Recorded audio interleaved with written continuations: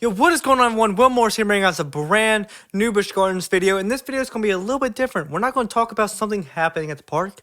We're not going to talk about something that's coming to the park. We're not going to talk about something of old. I'm actually going to give you a little bit more of a personal story.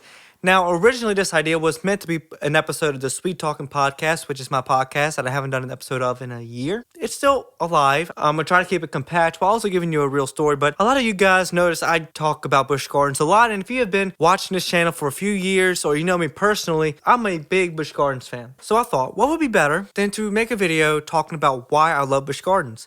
Because I feel like if I give you a little bit more of a background, a little bit more of a story as to why I love the park so much, it might make more sense as to why I just started making these videos last year. You know, I put in a lot of my bios. I'm the unofficial Busch Gardens resident. I'm just going to tell you why I love Busch Gardens. And you're going to learn a little bit more about me, and I'd love to hear your stories down below as to why you love Busch Gardens after watching this video. I grew up in a country area, you know, a lot of farming, a lot of hunting, very rural, not a whole lot of places to go to in the city. So the world you're kind of around all the time is kind of the same, you know?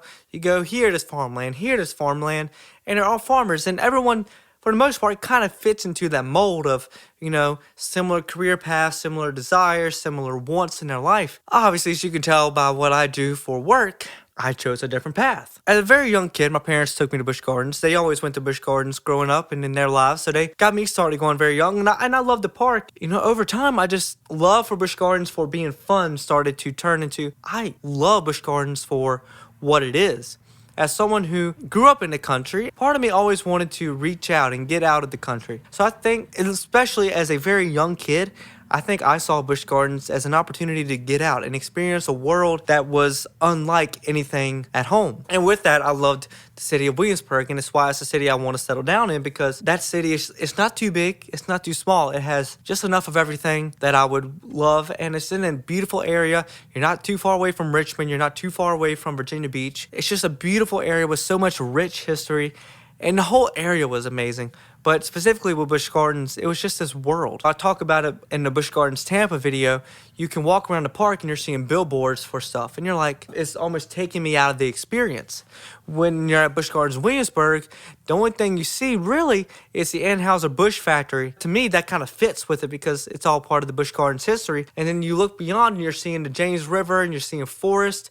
So it just all blends together and creates this feeling that you're not part of the outer world. The outer world doesn't matter. I've said in so many videos, I take days at Busch Gardens as days to get away from the pressures of the outside world, the responsibilities of the outside world, and just go in there and have fun for however long I'm in there. And yes, I do work a little bit when I'm recording vlogs, but you know, it's fun, and I love to document every day. One thing I've actually started doing in this old box that my dad gave me, that he had, is, you know, it's an old country.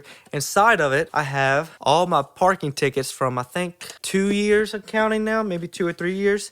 And it's something I just want to do because it's a simple artifact to have from every day I've gone to Busch Gardens, especially today where if you look back at the vlog where I took a lot of my friends from college to Busch Gardens, I had the parking ticket from that day in here because that's actually the only physical thing I would have from that day. You know, as a young kid and you grow up in this world now, and I knew I loved doing music. I did theater as a kid, just like every singer and performer that you've heard.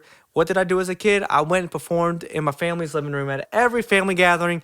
I was there singing the Wiggles, which over time turned into the Jonas Brothers, and then on and so on. I just love performing, and part of me just is like, you're seeing the world bigger than what you're used to seeing. You get these tall rides, so many people, so many different cultures, different backgrounds, all coming together just to have fun for however long you're there. And the shows, I love the shows. I always loved Gloria, Celtic Fire. I used to love the Halloween show they would have in the San Marco Theater. Fell in love with how colorful the park was, especially after 2012 when they redid Oktoberfest and just made it so much more colorful. It was just this bright world that you can just walk in and live in. And the food was good. I would always love eating at La Cucina in Festa Italia and watching Apollo Sherry go by and riding Roman Rapids. Growing up every year of my life, no matter where I was in life, no matter how old I was, what grade I was in, what was going on, you know, personally, you always had Busch Gardens as this thing to go to, this thing to run to. When things get tough, I'm going to Busch Gardens. A tide changed for me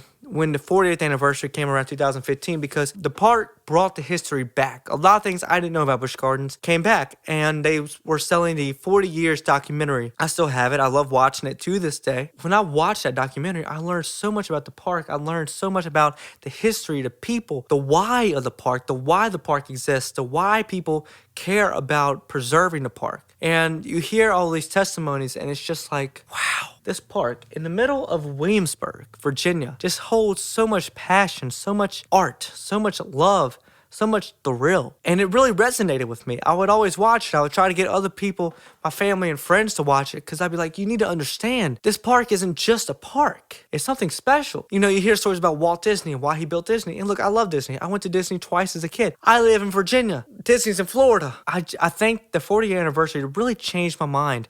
And, you know, Big Bad Wolf was my first big kid coaster, and Verbolten was the first coaster that got me into coasters, because even after riding Big Bad Wolf, I was pretty much scarred to death of riding roller coasters. And then I told my dad, I said, I need to ride Verbolten. If I try to back out, make me get on it. So, in 2012, we were at Verbolten. I tried to back out. He kept his promise. We got on Verbolten. I did the same thing 2 years later for Alpengeist, Griffin, and all that. I told my dad, I said, if I try to back out, make me get on it. So I went, and I was like, I don't know, it seems like the line's kind of long. And he grabbed my hand, he said, I'm gonna keep my promise. And I haven't looked back since. I've loved roller coasters, and it made me love Busch Gardens even more, because once you ride the coasters, you are now really diving into the history of the park with Alpengeist, Griffin, Loch Ness Monster. These coasters that are very integral to the history of Busch Gardens. But then there was a renaissance that happened 2 years ago. Right before I was set to work on a feature film, I got very sick. So I was pretty much bedridden. I went to the gym, and then my body just pretty much went. So I just lay in bed, and I had nothing else to do. So I watched Busch Gardens videos. I watched old news clippings. I watched YouTubers talking about Busch Gardens. I just gathered all this Busch Gardens information. I started saving it to a hard drive. No real purpose other than I just wanted to have as much Busch Gardens information as I could have.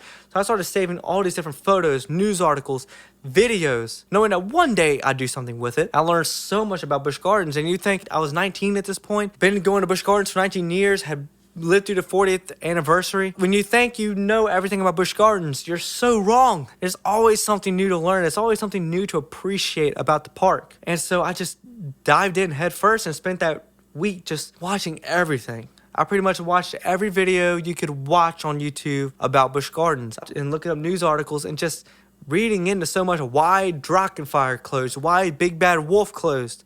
What's the history behind all these parks? Why did we go from Busch Entertainment to SeaWorld and all these different things? You know, that was pretty much it. And, you know, over this time, and starting in 2021, I had started vlogging days at Busch Gardens, and I vlogged some days in 2022. And then this year, I had vlogged a little bit. I went to Disney again. The last time I had been to Disney was actually a week before the world shut down in 2020 for our senior trip. Little did we know that that'd be the last time we'd be around thousands of people for a long time. So I wanted to go back to the parks now that I had been to them again and really just enjoy them again. And it brought out this kid in me that week in May that you can go check out all the vlogs from the Disney trip again. And I learned why I value Busch Gardens so much. And I just loved every second that I was in Florida going to the Disney parks, Universal parks, and Busch Gardens Tampa. I learned just to have a new appreciation for Busch Gardens as well as these other parks in Florida. And you go to Disney and these Universal parks, and yes, they're bigger than Busch Gardens. Yes, they have a lot more rides than Busch Gardens.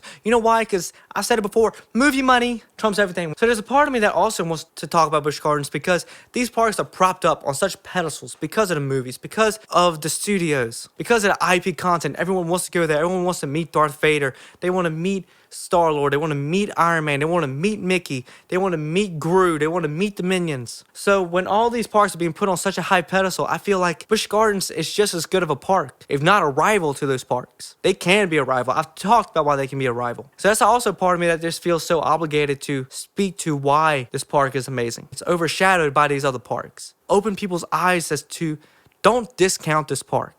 Yes, it's not Disney. Yes, it's not Universal, but it's just as special. We got back home, and I started watching this YouTuber called Offhand Disney. He talked about these videos and the passion and the love that you could tell he has for the Disney parks and the Disney rides and the history of the Disney parks. It rang with me right from the get-go. and it connected with me, and I just binge these videos every single day after coming back from that trip. And you have other people that are doing the same thing, you know, making endless videos talking about Disney and the parks and the history and why you should love it. I just thought, who is doing that for Busch Gardens?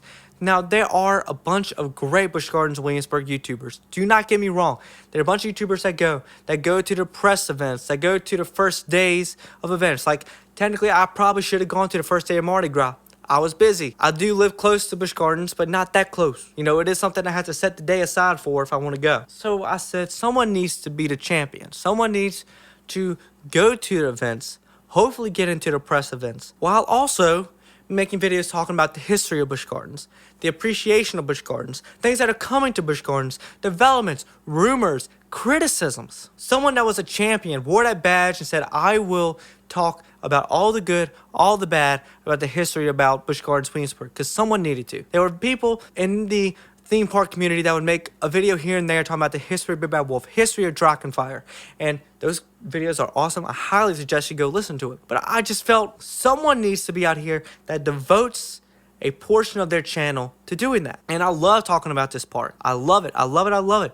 I defend this park, and any chance I get, I talk to people and recommend this park to anyone that I come into contact with because I love it so much, and it is my home away from home. I know so much about this park, and that's why I'm so protective over it. And you hear in these videos, I'm always protective over the ideas of the old country and all these different elements, and it's because I feel a bit of ownership, because you have these people that come in from states and all around the world to this park. I'm just a short drive from the park. I just feel this sense of pride and responsibility as someone who vlogs a lot about Busch Gardens to take that step and talk about it and really prop it up, because as this channel goes through its developments as a music channel, hopefully we'll get the podcast back going soon, as a Slight Commander's reaction channel, song reaction channel, the audience here is growing.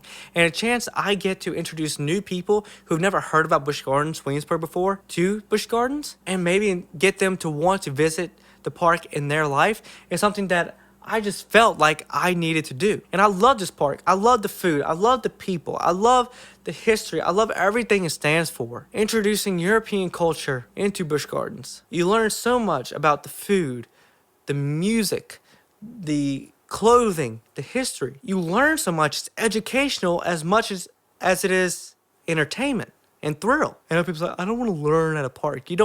I'm not saying go there, it's like, all right, with a notepad, all right, let me take notes. All right, this is what they do for music. You go in there and you experience the park, and this stuff just kind of sticks with you.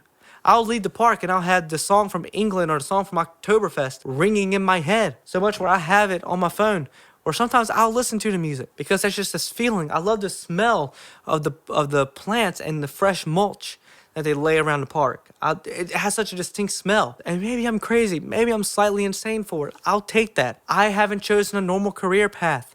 I'm not used to getting normal looks from people when I tell them what I do. What did I go to school for? Not medicine, not construction, film. I have chosen music, a industry where millions of people are in the same boat as me, trying to bust our way through the door. But not everyone, I think, has the same ideals as me, as to put your head down and grind my ass off to get where I need to be. And to do that, I wanted to diversify. So not only do I have short films on this channel, not only am I writing scripts for movies, not only am I making music and releasing music, not only am I doing song covers and other YouTube videos and song reactions in this, I have devoted a portion of myself to talk about Busch Gardens. And maybe it's abnormal for a singer and a music guy to talk about a theme park. But that's why there's got to be a first, baby. There's got to be a first for everything. And if I'm the first channel hybrid to be music and theme park related, I'll take that. And I want to go and vlog these other parks, like Hershey Park and Knott's Berry Farm. These are parks I want to go to and explore and vlog for you guys and give them my opinions. But at the end of the day, number one, Busch Gardens, the old country. Busch Gardens Williamsburg, Busch Gardens Europe, whatever name you want to call it. That's my home away from home. My screensavers everywhere are Busch Gardens pictures that I've taken. Going 70 miles an hour on Pantheon over the top hat, that is peace for me. I love what I do. I love these videos, and I'm glad you guys love these videos. And hopefully, over time, a relationship with me and Busch Gardens Williamsburg grows. And I would love to hear your stories about why you love Busch Gardens Williamsburg down in the comments below. Thank you so much for watching this video. Make sure to subscribe if you haven't already. Make sure to like this video if you enjoyed. Make sure that bell button down below is notified every single time I upload a brand new video to the channel. New music is on the way. And my name is Will Morrison. I'm out. Peace. With my blue sweater, when we're not together, I can hold